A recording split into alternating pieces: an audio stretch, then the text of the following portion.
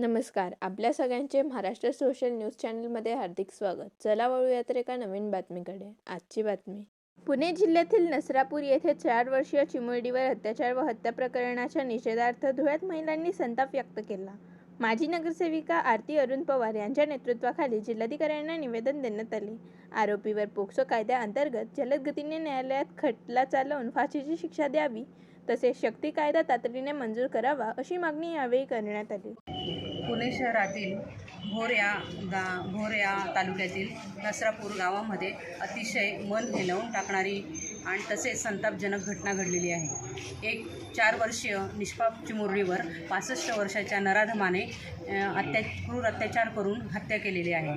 या नीच हरामखोराला लवकरात लवकरच जलद गतीने याच्यावर कठोर कारवाई करायला हवी आणि नवीन पोस्को कायद्याच्या अंतर्गत त्याला फाशीची शिक्षा व्हायला पाहिजे आणि लवकरात लवकर त्याला फाशी देण्यात यावी.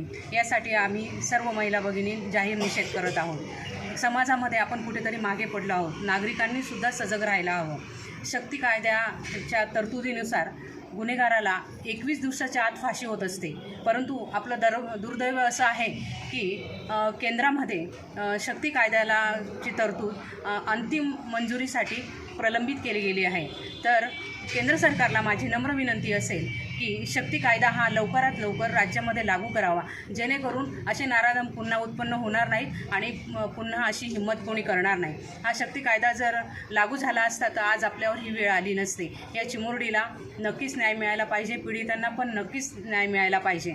तर शक्ती कायदा जर केंद्र सरकारने लवकरात लवकर अंमलात आणला तर ह्या गोष्टी लवकरात लवकर थांबतील आणि यासाठी आम्ही सर्व महिला भगिनी त्या पीडित कुटुंबाला, त्या ताईला न्याय मिळायला पाहिजे यासाठी आम्ही जाहीर निषेध करत आहोत.